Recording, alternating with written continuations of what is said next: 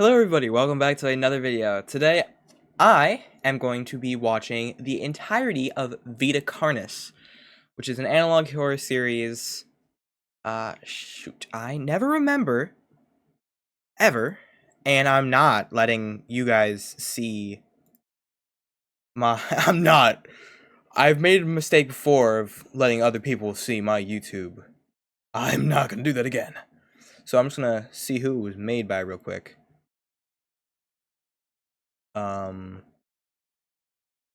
Darren Quilloy. I'm so sorry about that. Super sorry. It was made by Darren Quilloy. I'm sorry if I messed up that name up. It's an amazing analog horror series. I was watching it with a friend like a few days ago. It's great. It's great. And I would record this without a webcam, but I feel like you kind of need like a visual reaction to something like this. You need more like a, you know. So I think I kind of had to use a webcam here. So if you don't like the fact that you can see my face here, you know, I don't really know what to tell you there. But without any further ado, I'm gonna get right into it. So we're on episode 1. We have a full playlist. Should be jumping right into it. I also have Ritz crackers here. Ritz crackers and American cheese. So I'm gonna be eating those periodically.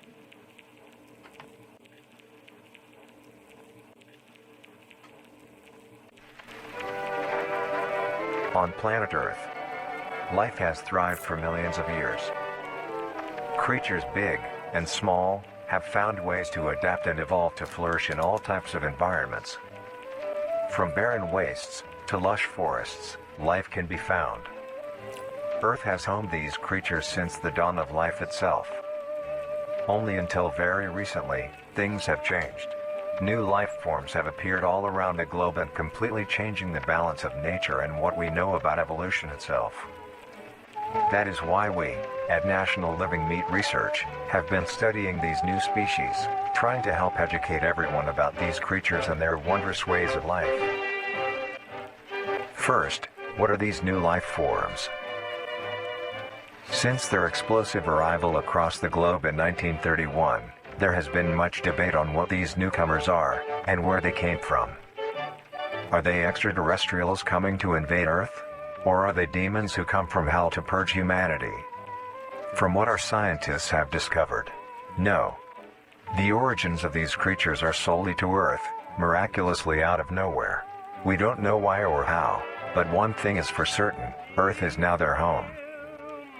What these creatures are is mysterious and still not well known today. But here is what we do know. These creatures are comprised mainly of muscle tissue, organs, and bones. They greatly resemble animals with no skin, or store-bought meat. Because of these characteristics, they have been named accordingly as Vita Carnis. The Carnis species consume decaying, organic matter, but their main diet is composed of raw meat, not including their Carnis relatives.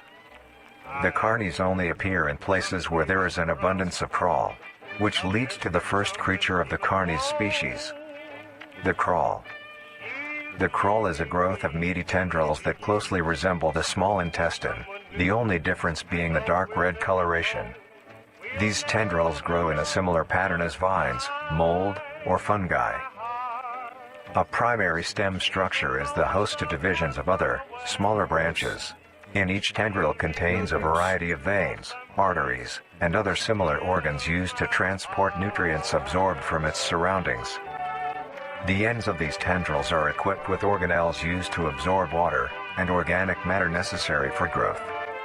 The source of these organic materials is mainly found in dirt and soil on surrounding surfaces. Using its root-like tendrils, it absorbs the material and processes it into usable energy. Although, the crawl also obtains energy through another means. Using a sophisticated form of photosynthesis, the dark pigmentation of the smaller branches is ideal for absorbing sunlight, and therefore allowing solar energy to fuel the crawl's growth.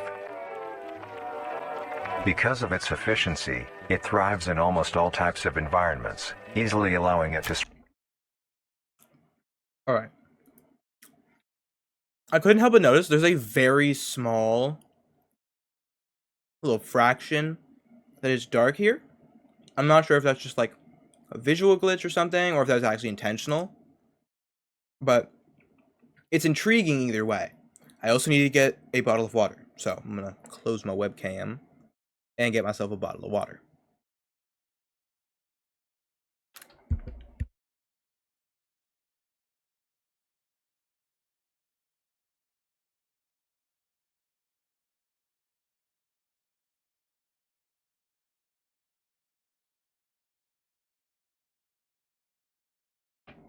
I have returned with my bottle of water. Water. Best drink ever, hands down, no debating it. Water is easily the best.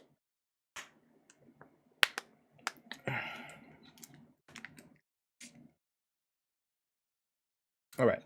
Environments, easily allowing it to spread across the world, and can be found pretty much anywhere. Its recent inclusion in the ecosystem has caused many major changes in nature's balance. One may assume that the crawl's presence may outcompete any other competitors, but due to its unique life cycle, where old branches fall off and decay into nutrient-rich compost, all forms of life seemingly flourish instead. The crawl's abundance grants plenty of nourishment to all animals, from plants feeding on the decayed crawl, herbivores thriving on increased plant population, and carnivores feeding on both the abundant prey, and are able to eat the crawl as well. The presence of all these animals leave behind waste, which will be broken down and consumed by the crawl, and the cycle begins again. This form of symbiosis leads to an environment where all populations thrive. Humanity also uses the crawl to our advantage. Because of the supernatural rate of growth and its richness in nutrients, it has been sustainably cultivated into domestic farms. The crawl is harvested and processed into fertilizer, which greatly increases crop yield and quality. The crawl may also be used as a food source for humans, and reliably so. But due to its unkindly appearance and taste, it has yet to reach cuisine standards. The crawl also plays a very important role in the next creatures that we have been studying. Sometimes, in a crawl-populated environment, a node of meat may develop on one of the branches. This node will fall off and grow into a functioning organism, and go to live on as an independent animal. This leads us to the upcoming species that we will be discussing. The first of these creatures are the trimmings. Wait, whoa, First of these creatures are the trimmings. Hold up, that is not getting by me. I'm gonna slow that down all the way. Did you? It's still super hard to get. Precise seeking.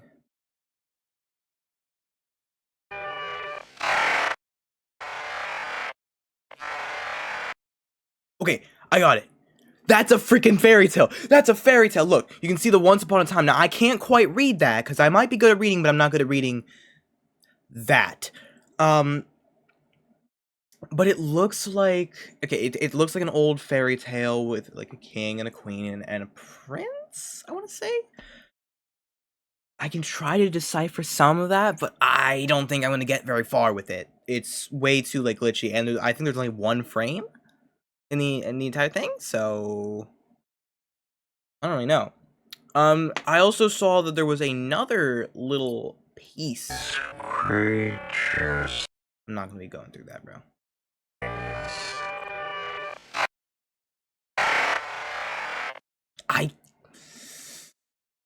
I'm not gonna look. I'm not gonna go back for that again.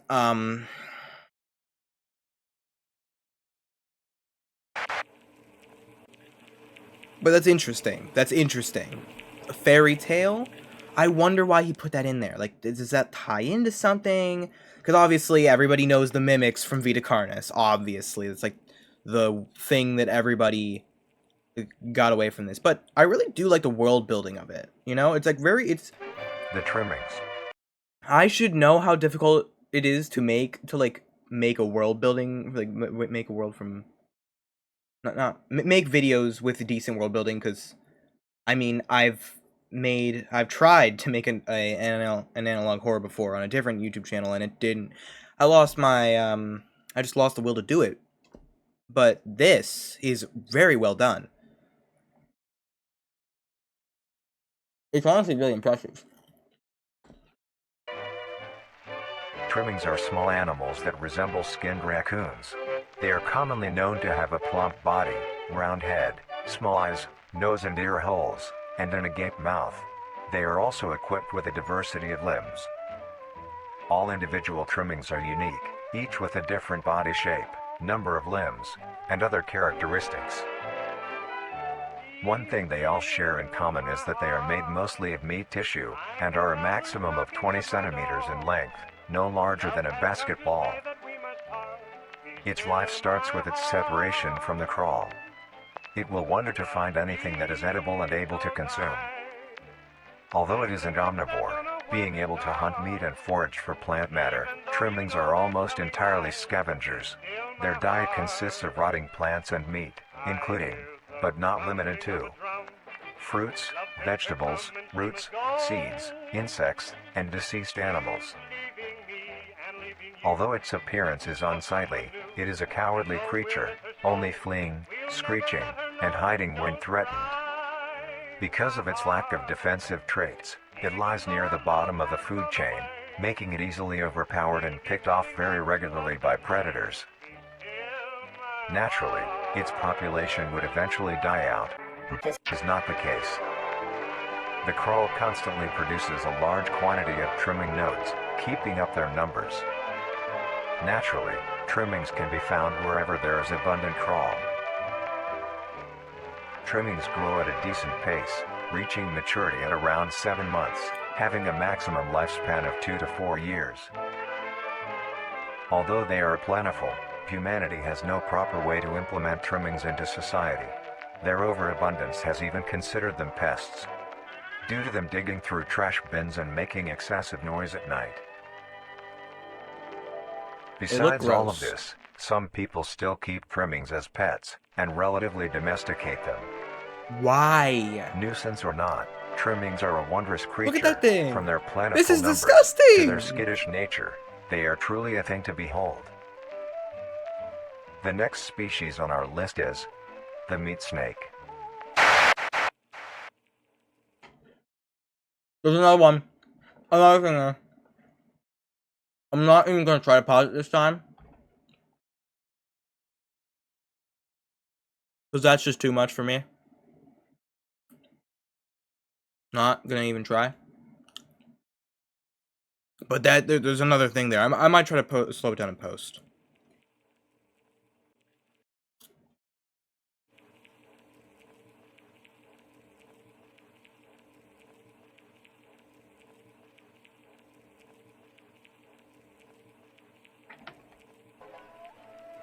The meat snake.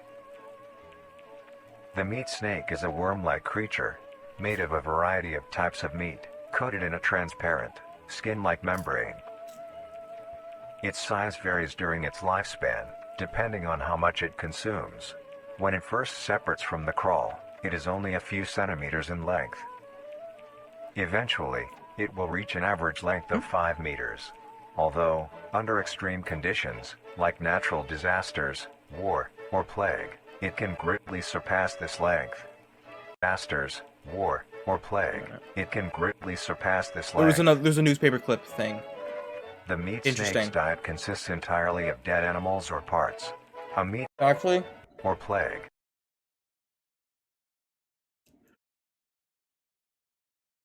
It can greatly surpass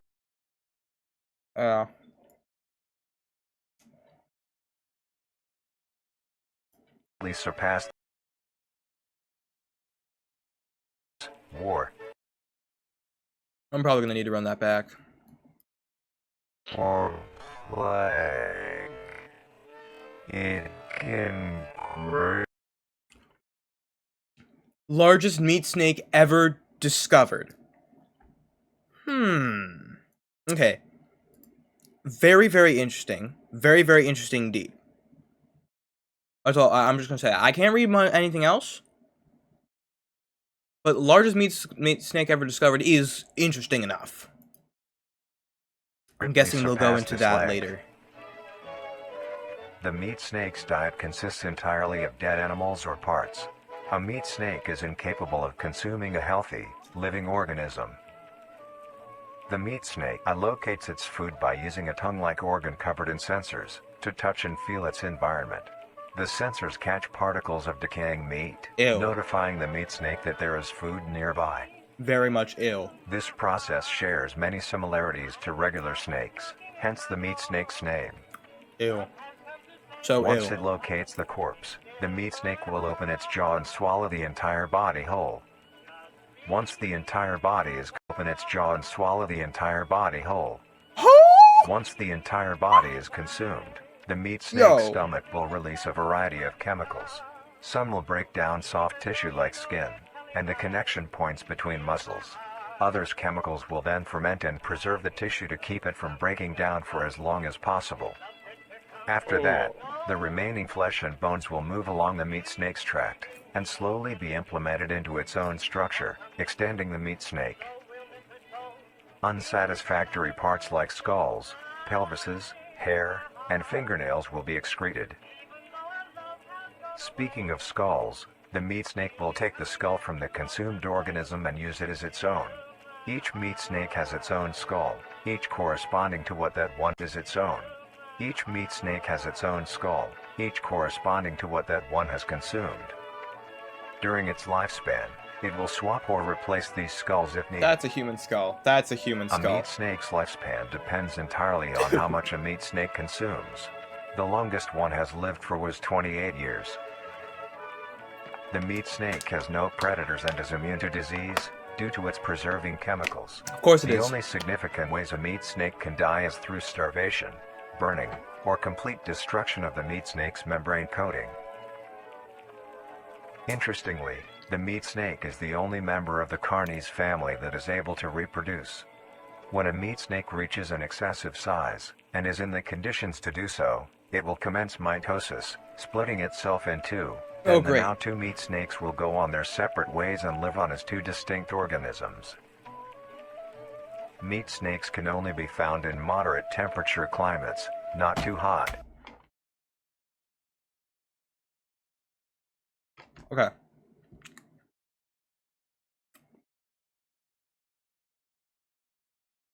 Pretty much all of the South, not the South, the North. I don't think this is high. That's not it's not far enough north to be Siberia. But this would be, shoot, I don't know my countries that well. I know my countries well enough, that is. So Canada, obviously, Alaska, Greenland, Argentina, and the bottom of lower parts of Argentina and Chile. Middle of Mexico and probably. Oh, that's not Ghana. Oman, and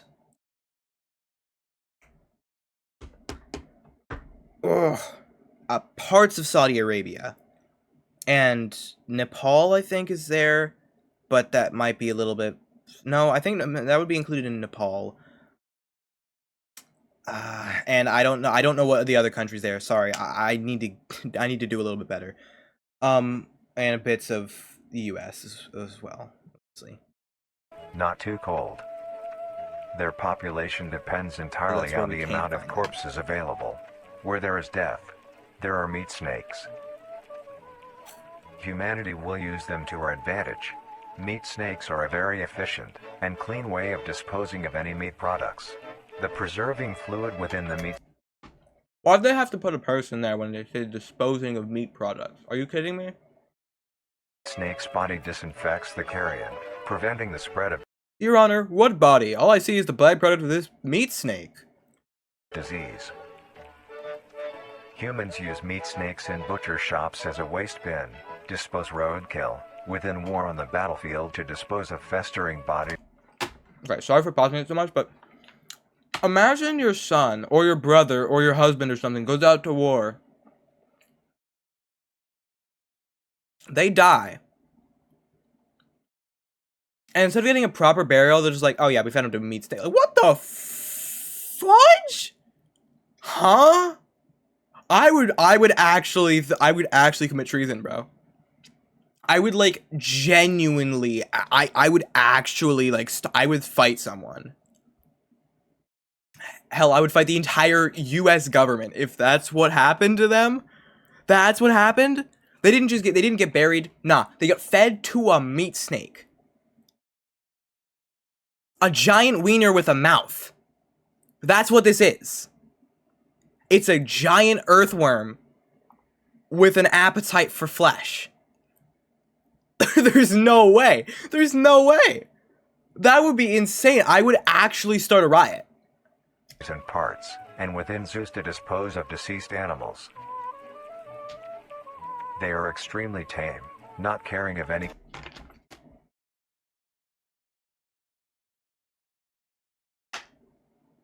Right. Tame. Tame my ass, bro. What the fudge is that? That guy's about to actually get consumed, like violently eaten and torn apart. Creature is around them, only acting defensively when it is within consuming a meal. This means they are very easy to tame. No meal. Anyway. Overall, meat snakes are a marvelous creature with a very interesting way of sustaining itself. It is an amazing experience to encounter one, as long as you don't mind the smell. I very much do mind the smell. Our next creature is the mimic. Oh shoot! Wait, I missed that. Mimic. That was way too fast. I'm not gonna be able to pause that.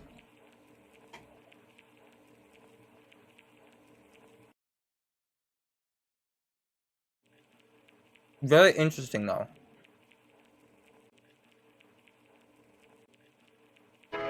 The mimic. The mimic is a bipedal creature with uncanny similarities to humanoid anatomy.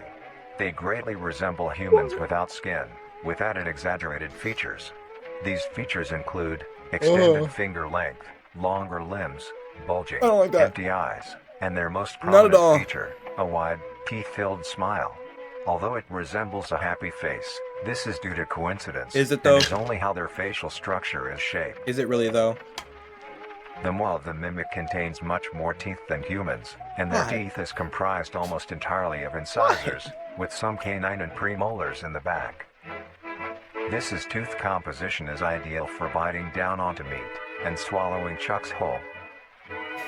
A mature mimic's diet is comprised in and swallowing chunks whole.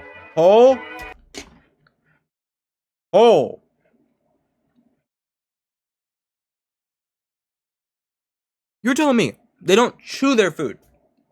They just nom, tear off a chunk of flesh, and down the hatch it goes. No chewing, nothing, just swallowing chunks. That's disgusting. That is the most terrifying thing I've ever heard. I don't think anything's gonna beat that. A mature mimic's diet is comprised entirely of human flesh. I was wrong. I was very much wrong. Something did in fact beat that. Because of this, they are found solely around human-populated areas.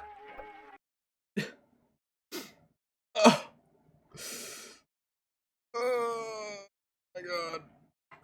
They don't go. Okay, so not Russia, not Norway. Sweden. Bits of Libya, Morocco, Western Sahara, Niger. No, Niger. Not the N-word, you freaks. It's Niger in Nigeria. Most of Australia, which is honestly, they have enough to worry about. They got enough. A bit of Botswana? No. I mean, Brazil, Venezuela, French Guiana, Guyana? Those countries.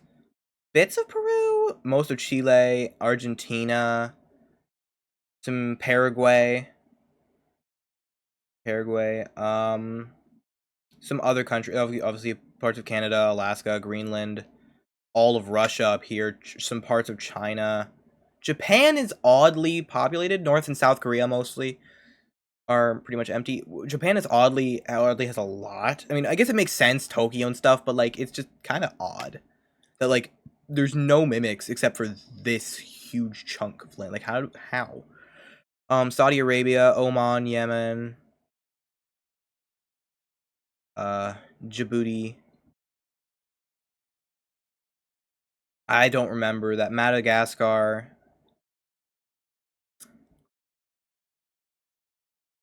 Saudi Arabia, bits of Saudi Arabia, Turkey, Georgia, bits. No, Turkey's over here. Never mind. I was off.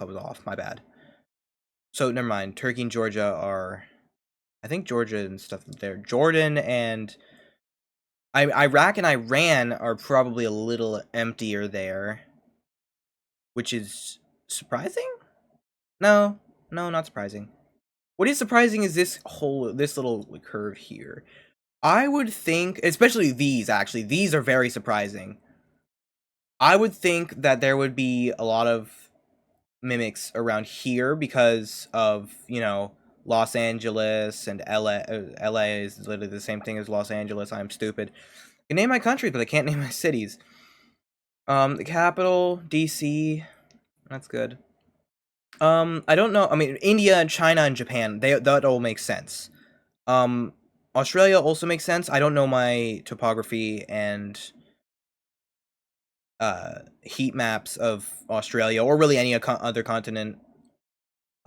This also kind of makes a bit of sense. Although Brazil, I think there should be a lot more around the coastlines because people live a lot around the coastlines, which is kind of odd because their capital is deep in the forest. Actually, fun fact: the capital of Brazil, Brasilia, was actually an attempt to make people move further into the forest. It didn't work. It didn't work. It's actually a lot. The city's not much. It's not huge. It's not giant. There's much bigger cities in Brazil.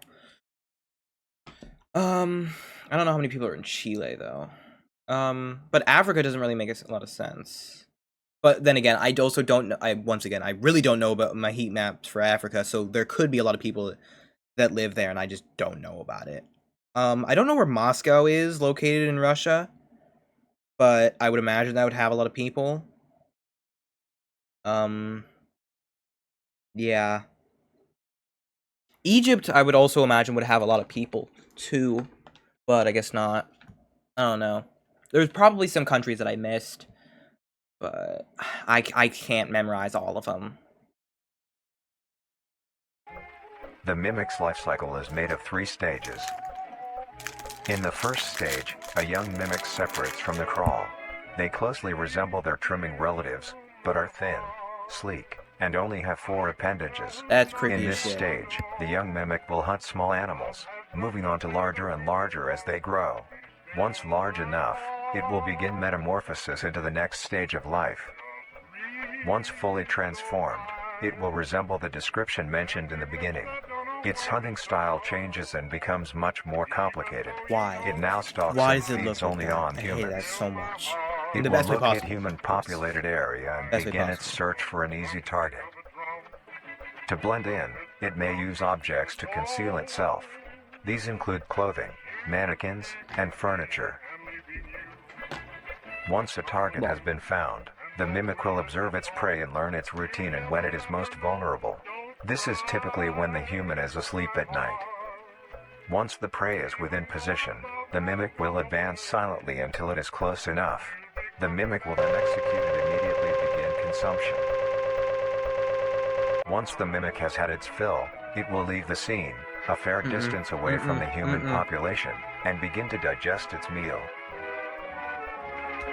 Although, in the case that it digests its Stationary mimic found outside of town, presumably digesting last night's meal. Photographed by Spite of Artemis. meal. Although, in the case that a human is awake, a mimic will use a variety of sounds to either lure or startle prey into cornering themselves. Once a human is in place, it will swiftly attack and kill the helpless target.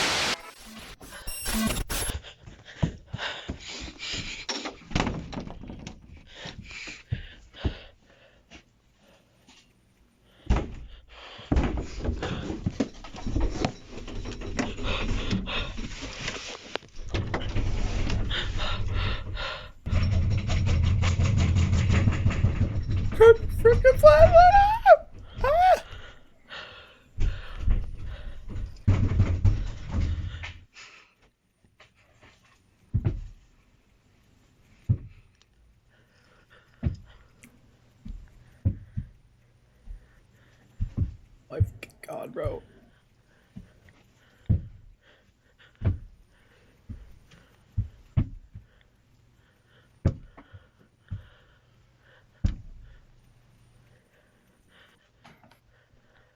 This is so tense, dude.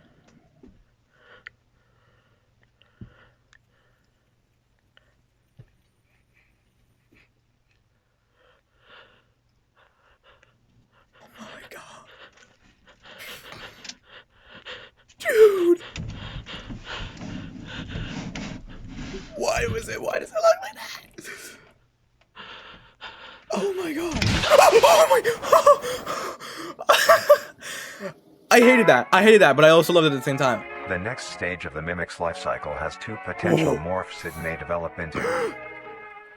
If a mimic has a consistent supply of food, it will develop more human-like features.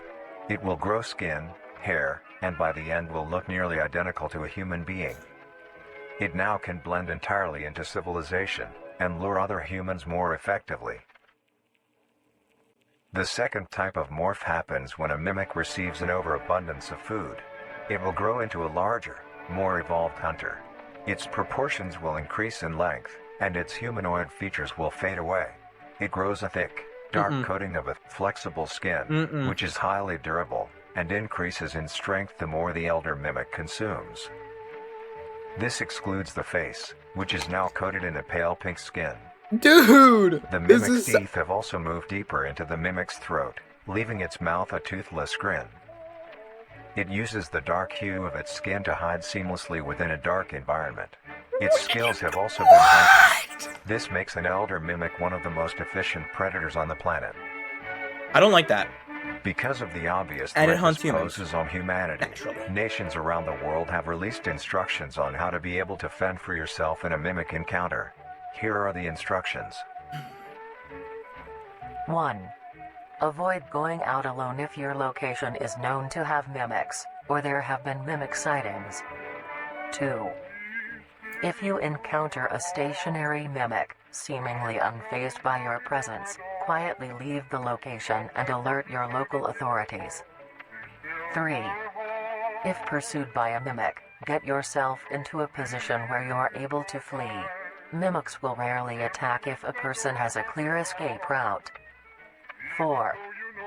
In the event that you have been cornered by a mimic, roll into the fetal position, protecting your neck, face, and vital organs from attack. Make as much noise as you can to alert any other people. 5. If you have a weapon, do not use it. A mimic is fairly resilient, and any strikes or shots on a mimic is not effective enough to bring it down in time. Instead, use it as a barrier between you and the mimic to block any attacks. 6.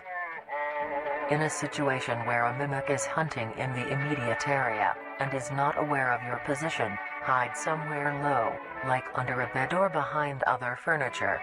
A mimic will not linger too long to search for prey, and will move on. Be safe, and avoid any encounters with a mimic at all costs.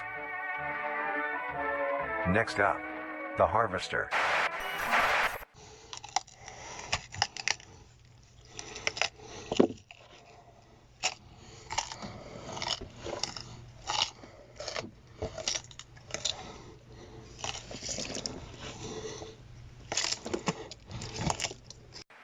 Bro.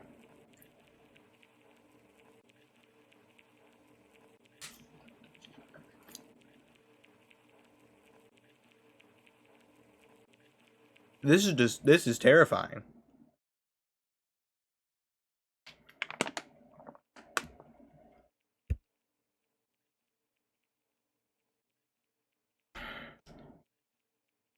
The Harvester.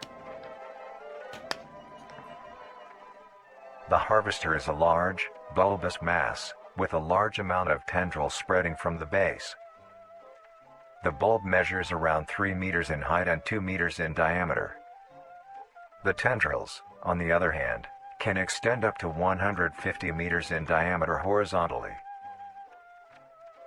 The Harvester is a specialized form of crawl that grows in a unique and deadly way. A harvester is created when a node, that will grow into a harvester. Instead of separating, continues to grow. Eventually, it will grow tendrils of its own. It uses the energy provided by its mother branch and expands its reach further. Its tendrils, hidden just below the surface of the ground. The harvester is equipped with two types of specialized tendrils. The first type is bulky and flat. They I lie hate the that. closest to the surface. These branches are lined on each length of the tendril with spines, extending in the shape of a bear trap. On each side of the branch, those particular spines have a vein that feed into them, that pump two types of venom.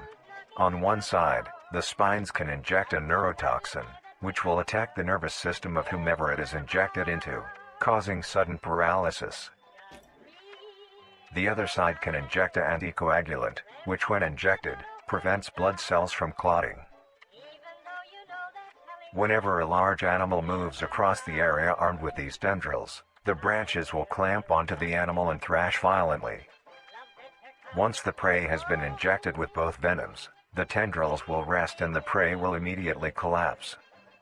The animal will be unable to move due to the paralysis, and the wounds caused by the thrashing spines will not stop bleeding.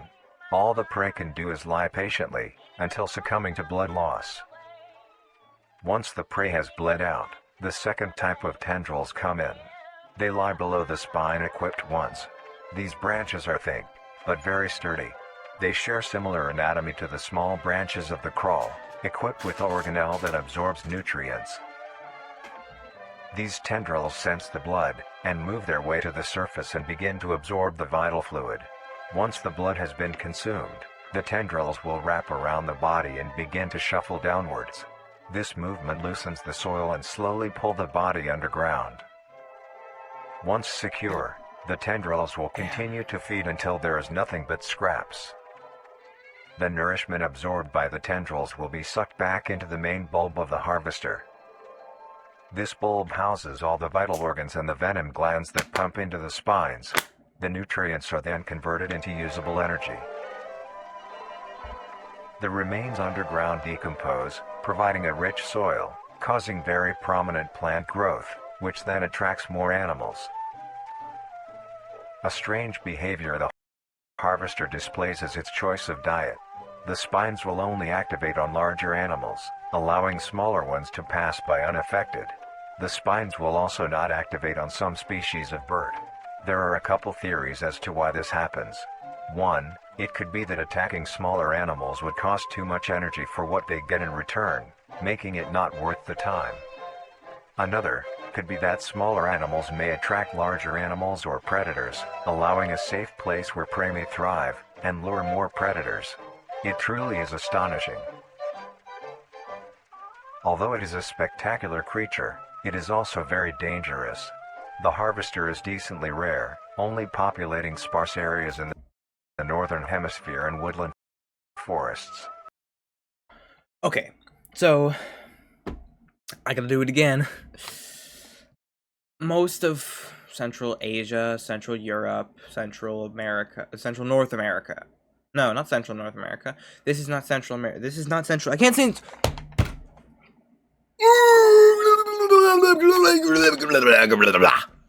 Sorry. Upper United States and Lower Canada. There we go. Dear goodness. Bits of Venezuela, none of Africa or Australia. Greenland, Upper Canada, Mexico, most of South America, Saudi Arabia, Yemen, Oman, India, Japan, Lower Japan, upper Russia and Norway and Sweden, Spain and Portugal, also the UK. Good. Looks like the boot of Italy, along with Cyprus. No, that's not it.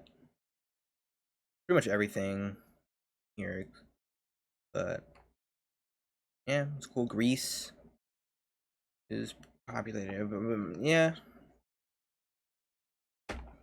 but the U.S. is still got a lot in it.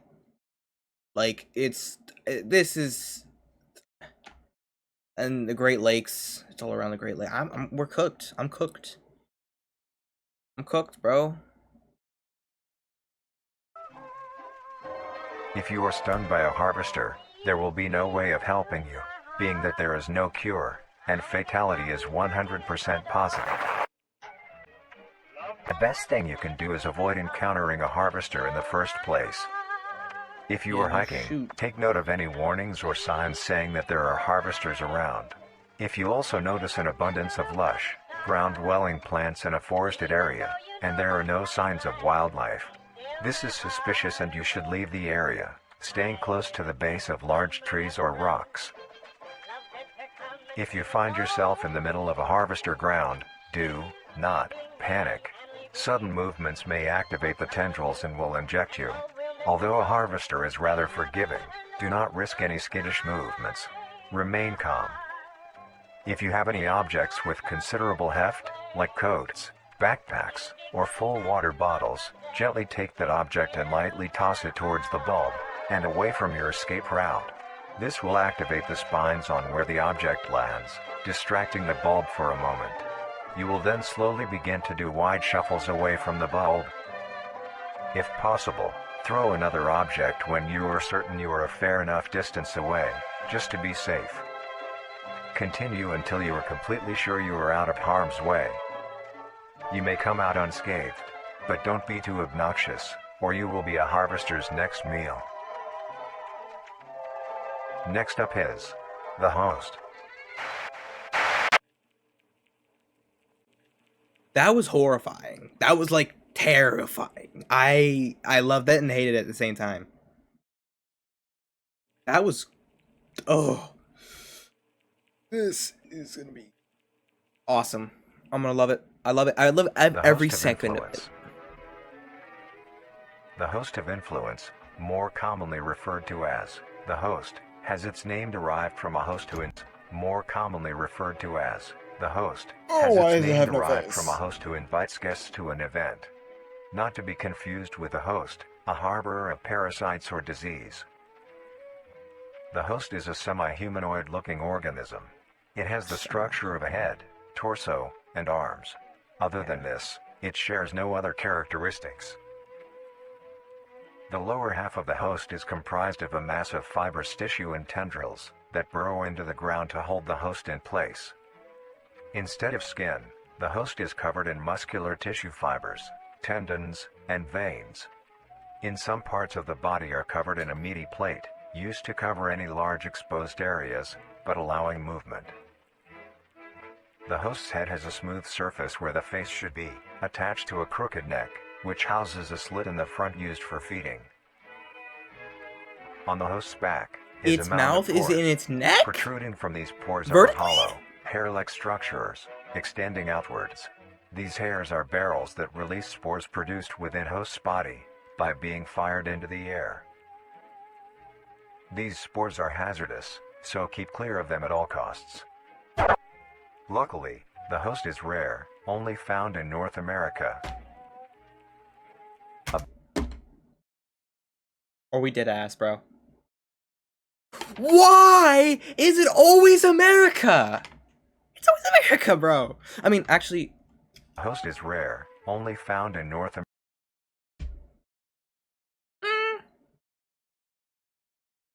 it's not a America. big deal, actually. It's still creepy. Obtaining Still info not about the good. host is a but very risky and daunting task.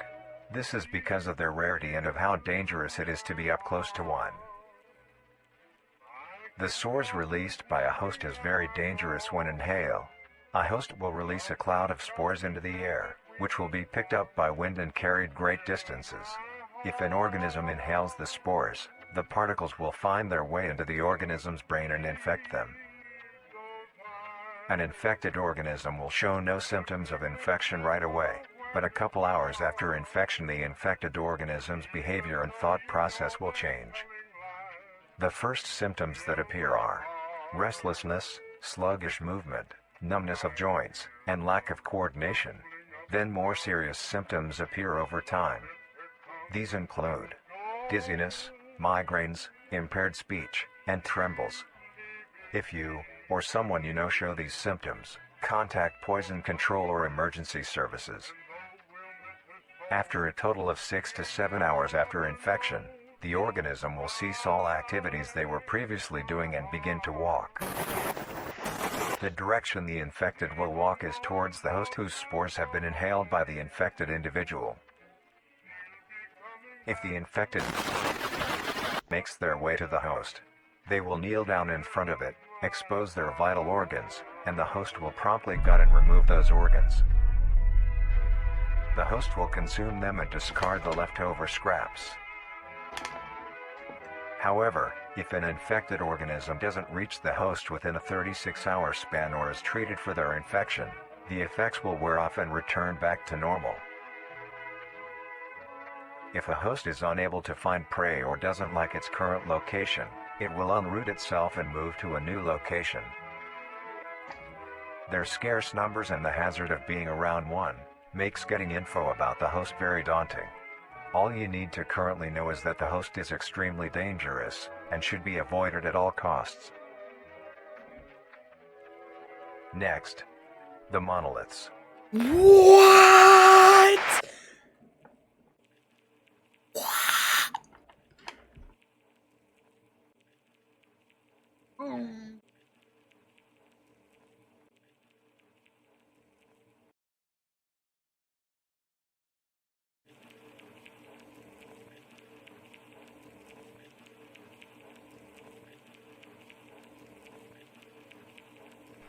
The monoliths. Bro, what is that? The What monolith is is that? a very new creature, only showing up in June of 1972, in the area of I There are saw only that. 7 in the area. I saw that. Right there. Right there. Nice crack.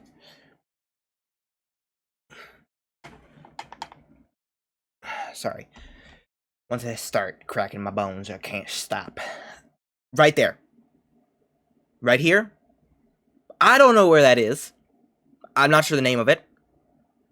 But I do know it's in Canada. No, that's in Canada. It's a specific area in Canada. It looks like an island, so I actually don't know. I don't know exactly what that area is called, but I don't know. They won't tell us. There are only 7 monoliths, all of them located in a circular position, 1.5 kilometers in diameter. This ring of monoliths surrounds. The monolith is a Titanic-sized being, measuring roughly 120 meters in height. Each monolith has 120 meters?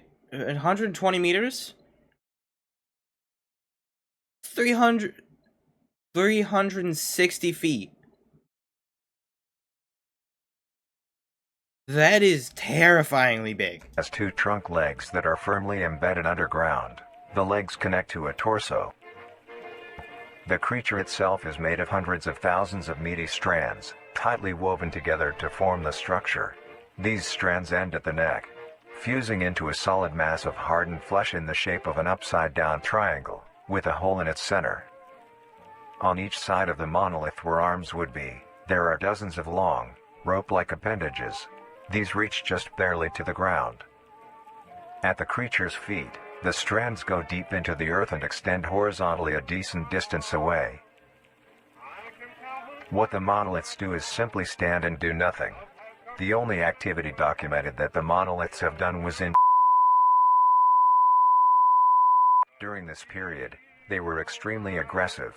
When the group of were making their way to the city, the monolith that they had passes roared a deep bellow and swung its appendages at the team, completely wiping them out.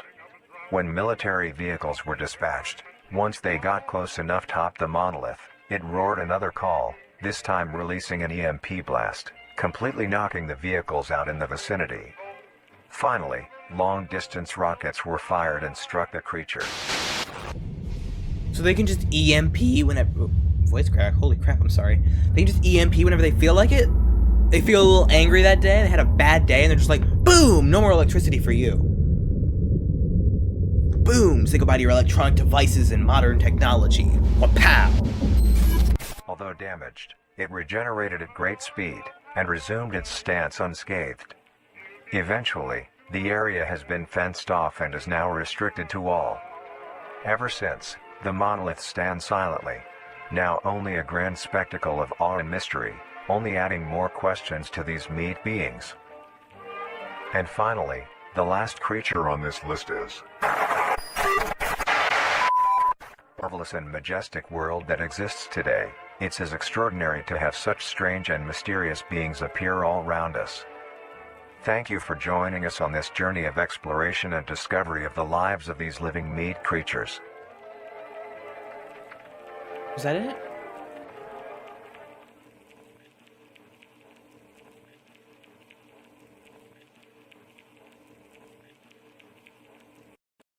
Writing a book is hard. Knowing if it's good, even harder. Neat manuscript analysis.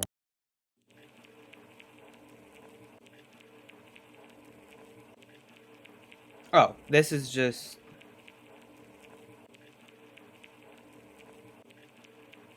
Singularity? The singularity is an orb comprised of a dark-colored mineral with hints of luminous colors within its core. The singularity is estimated to be 1 meter in diameter. The orb has several... Well, then it's not a singularity, because a singularity is either an infinitely small or infinitely large point of infinite mass. So, incorrect. It's not a singularity, because it has a measurable size. Fun fact. Another pretty cool fact also is that a singularity is, contrary to popular belief, it's not just infinitely small. It's infinitely small or infinitely large. And somehow also hypothetically, theoretically, infinitely small and infinitely large at the exact same time. I'm not sure how that really works. I am 13 after all. I haven't even finished high school. Heck, I haven't even finished middle school yet.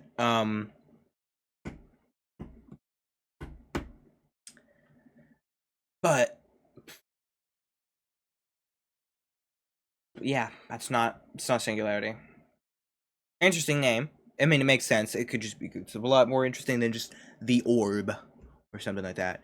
But scientifically, not a singularity. At least from that perspective.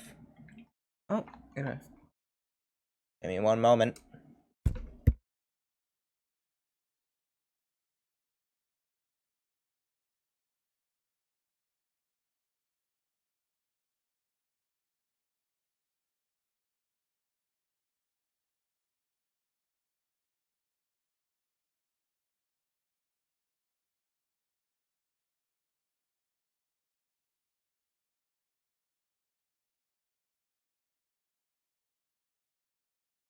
Sorry about that, folks.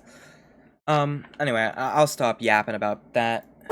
unique qualities that are not well understood. The singularity typically can be found suspended in air by an unseen force. There are also a variety of readings that have been documented coming from the orb itself. Various things like magnetic fields, energy signatures, and other pattern-like signals released by the singularity. The population of these creatures is unknown. Almost all info about the singularity is hidden or confiscated by officials. We were only able to receive one classified document about the singularity being held by...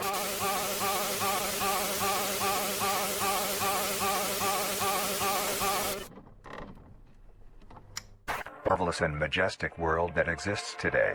It's as extraordinary to have such strange and mysterious beings appear all around us. Thank you for joining us on this journey of exploration and discovery of the lives of these living meat creatures. Oops, sorry. Okay, so the singularity. Stay.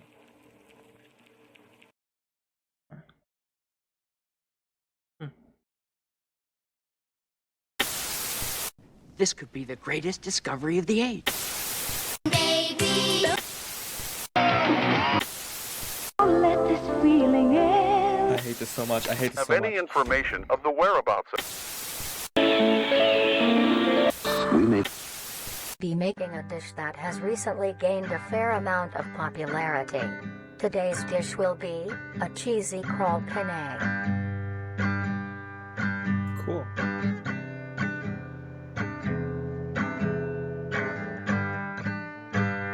To start off, these will be the ingredients you will need.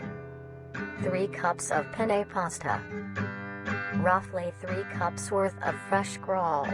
Try to get a variety of sizes when you buy yours, or when you harvest them yourself. 1 cup of cheese. Half a cup of green onion.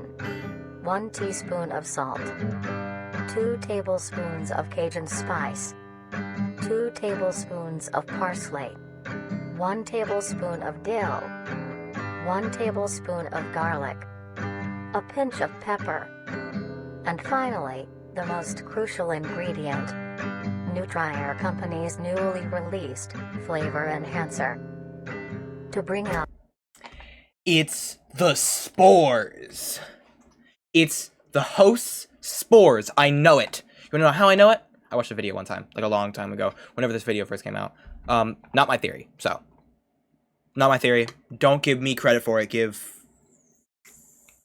I think it was game theory. Or not game theory, film theory. Probably film theory. But I still think it's cool, and I should probably point it out, just to spread that theory around. Also, obviously, go check out film theory if you haven't already. Because they're cool. The richness of flavors within each and every meal. The spores are also yellow, and so is that, so. First, get a medium-sized pot and fill half of it with water.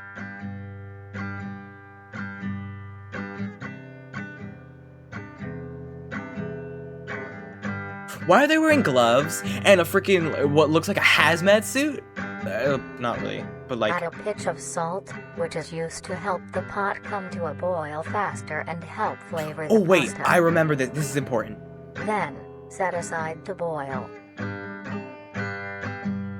Grab your crawl and a sharp knife. Begin to cut the meat into a rough mince.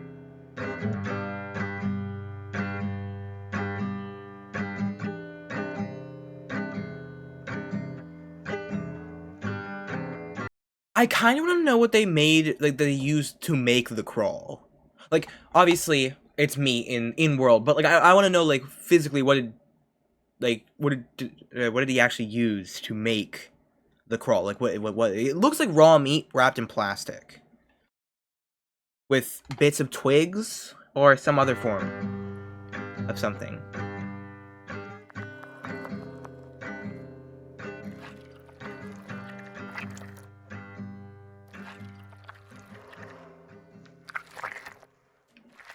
I don't like the squishy sounds.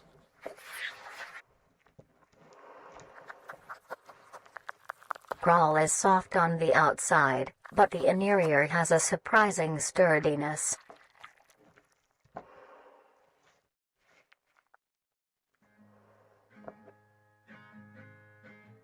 Then, gather the meat and set aside.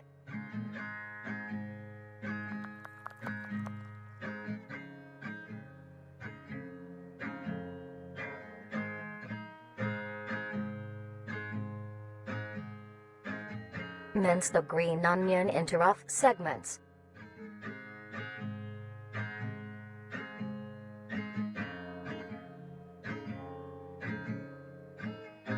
Take this mince and set aside as well. Next, grab your skillet and preheat with along some oil. Honestly, I wouldn't mind trying it. Like, I mean, without the spore flavor Take your minced crawl and enhancer. spread it evenly across the skillet. I wouldn't mind tasting crawl.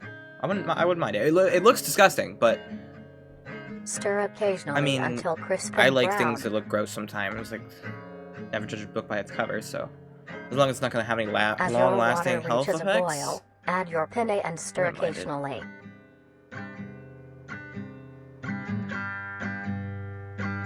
I also wouldn't mind making something like this. Like, I wouldn't hate that. Cook until soft. At this time, your crawl will be brown and crisp. Add your minced green onion and then the spices. It just looks like ground beef, Mix well. kind of. Big ground Once turkey. your pasta is finished cooking, strain it.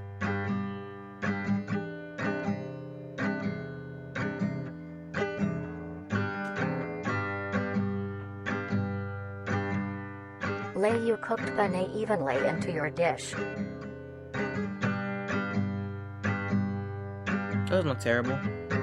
Then add Oh wait. Oh yeah, that's right. That's cooked right. Look, penne look, look. evenly into your dish. He's wearing a gas mask! He's wearing a gas mask! Dude, that was pointed out in the video. He is wearing a gas mask, which would then imply that he does not want to be breathing in something, along with the fact that he's wearing gloves, he's wearing full, like, suit. He doesn't look like he's just kind of willy-nilly enjoying himself, you know? He looks like he's strapped down, ready for the next pandemic. COVID. 2020. Then add the cough. crawl topping.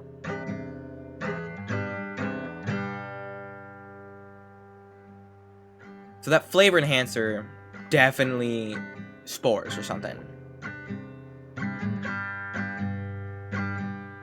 Sprinkle a generous amount of cheese along the still warm crawl for it to melt. It doesn't look bad. It At this honestly... point, finish preparing the dish with your flavor enhancer, but allow your dish to cool to a temperature below. Why did the music slow down? The dish with your flavor enhancer, but It's allow off the dish key. to cool to a temperature below Why? 60 degrees Celsius, or else the enhancer will not work.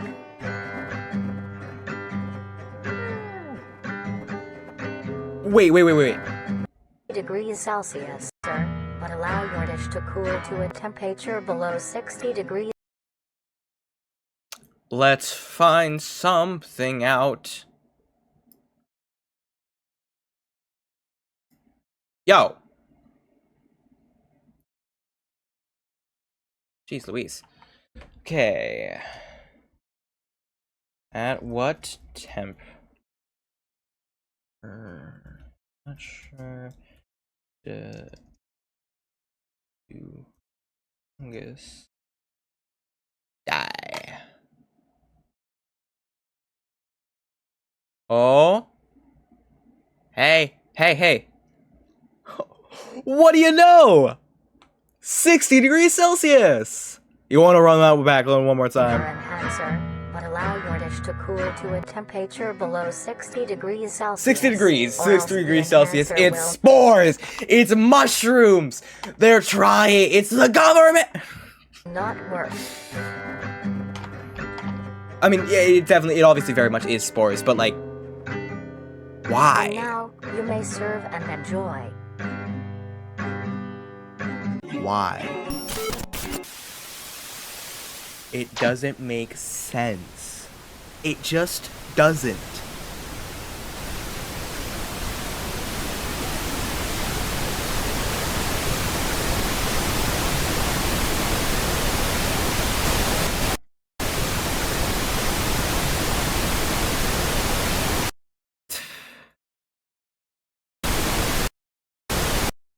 Who are they?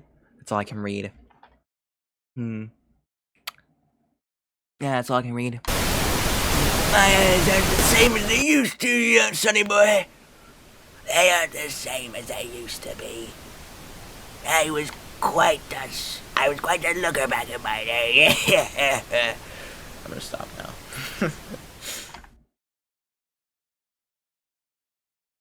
Many people get pets for companionship. They form bonds and grow relationships with these animals, even to the point of them being considered a part of the family. Most people get dogs or cats, but maybe you want something more interesting. Definitely more of a cat person Then myself. you may want to get yourself a trimming. I don't, though. These I lumps actually of really meat don't. have grown a reputation to be a loving companion for many people in the recent months. Although, most people may not know the proper ways to care for them. They will consume your body when Today, you. Oh, well, we cats will will be showing too. you how you If you can died in your care house, for your they'd pet probably trimming. eat you. Honestly, probably. No, Taking dogs care probably of a not. trimming is fairly easy, but this is no reason to slack off. They are living things and do require maintenance. It looks like a meat turtle. The first thing to keep in mind when keeping a trimming is the temperature of your home.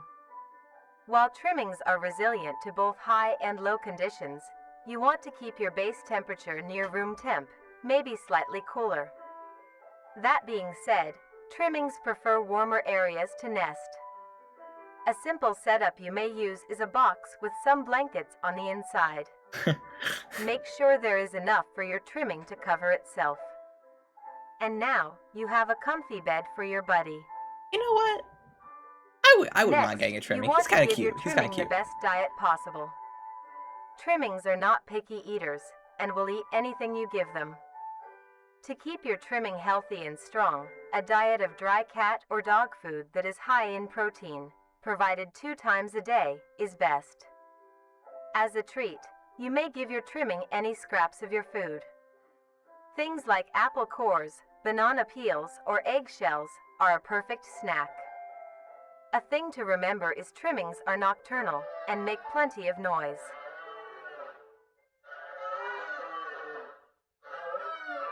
They're calling for something, aren't they?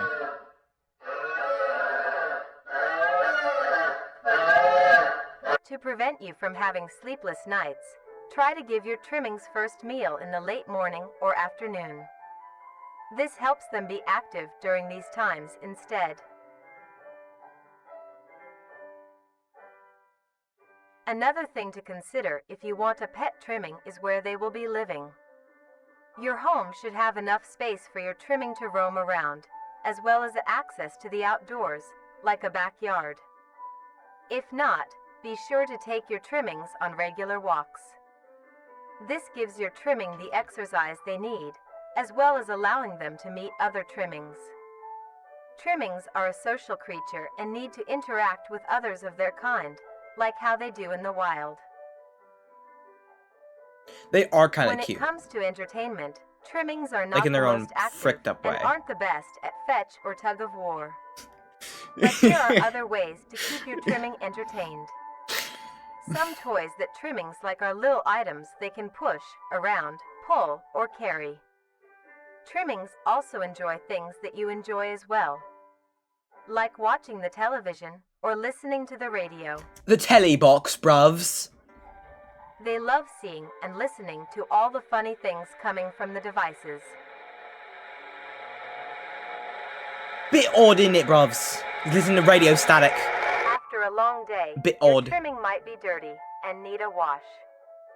To clean them, start your bath with a gentle warm water, mixed with a bit of hand or body wash. Gently scrub the trimming's feet, armpits, belly, and neck fold. Remember to be careful around their face, and avoid getting soap in their eyes, nose, and mouth. Gently pat dry with a towel when done. Now your buddy is all clean. He's kind of cute. He's honestly really cute, actually. Maybe it was too harsh on him whenever I first started, but he's actually kind of And adorable. lastly, as said before, trimmings are social creatures, so be sure to give them plenty of affection. They love receiving pats, scratches, and pets. Who doesn't love receiving They pets, also love to sit with you scratches, and cuddle. and... Since they communicate Pets. with each other in the wild, it is best to replicate this behavior with them as well. Simply talking to them is plenty enough.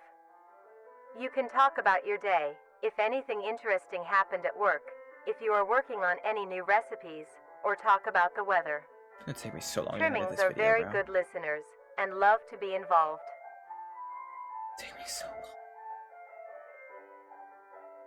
With all of So these in long, mind, dude. you are now well equipped to have a trimming become a part of the family.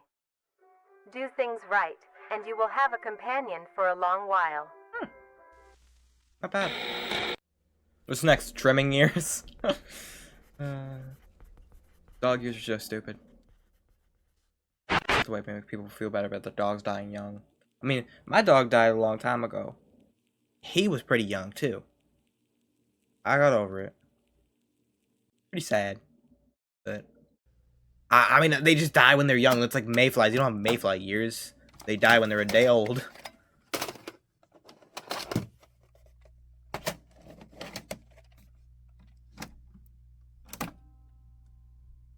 What the? What was that? Oh, it's a new video now. Oh, okay, we were putting in. Okay, okay. How many more videos do I have? In the year of 1945, with the Oh my war God. finally ended, the cleanup process had started. During routine sweep of an underground train tunnel, the cleanup crew made a grotesque discovery. Found completely filling the tunnel was a meaty wall, and in the center of the mass was an opening with several skulls surrounding it. Closer inspection of the blockage revealed that the mass was actually an extremely engorged meat snake. Its impeccable size had blocked off the entirety of the tunnel's path. There was many strange things with this creature. First was the coloration. A typical meat snake's color is bright reds and light browns. This particular meat snake was a very deep maroon. Another strange thing about it was its behavior. This creature barely moved. Meat snakes are normally sluggish and encumbersome, but the specimen discovered seemed to lack even basic motor functions. Its behavior was that of a plant's. Stationary, with only minor movements within. One would assume it was dead. The reason the meat snake may act this way may be because it was completely lodged in place and minimized movements to conserve energy. But how would it have gotten this deep into the tunnel in the first place? And by the looks of weathering, it had been in there for quite some time. So how did it get so large? The answer was discovered by a different cleaning crew, who found the other end of the tunnel. They followed it until it met with the other end of the meat snake. Alongside it was a huge pile of This meat snake's huge pile of This meat snake's skin also displayed great amounts of resilience. It took several days of cutting to even obtain a sample. Here, you can see the clear difference between this meat snake specimen versus a normal meat snake's membrane. Testing on the sample showed that it had great immunity to damage. It tolerated extreme freezing temperatures, extreme heat temperatures, and even high doses of radiation. It is a wonder how such durability can occur in an organic. So you're telling me it's just cancer worm? You just can't you can't get cancer, can't get burnt, can't get frozen. What can kill this freaking thing? Days of cutting? Days of cutting. You're gonna tell me you're gonna cut up that giant behemoth of a worm. That's and just spend years trying to cut that thing apart. Creature. Another Just kill me now, strange bro. phenomenon is the smell off the skin. Normally, it would have a sour smell of rotting flesh. Yeah. But the specimen displayed a rather pleasant smell, like that of cooking scrambled. Why is that worse than the smell of rotting flesh? Why would I prefer it to smell like a disgusting, terrible, horrible, like gross thing, rather than it smelling like daisies and flowers or eggs? Scrambled eggs. Meat snake was later discovered to be missing by unknown survivors. It was missing? It went missing? How? Meat snake grew in size was discovered to be.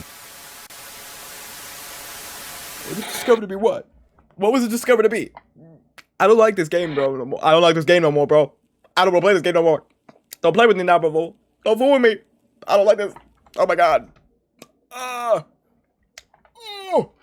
Alright, well that's gonna be all for today because I actually, for one, can't stand keep watching this. Not because it's not good. This is the best shit I've ever seen ever. This is amazing. But I'm actually think I'm gonna start like peeling my skin off right now if I keep watching this. Not actually, but like this is some good stuff. This is amazing. I love it. It's awesome. I'm 100% gonna finish this series. But I've also been going on for an hour and 15 minutes and my back is starting to really hurt. That's what I get for not having good posture. So we'll start back up on the Mimic Defense instructional tape next time. So thank you all for watching. I hope you guys had a wonderful time, and I'll see you all next time. Bye-bye.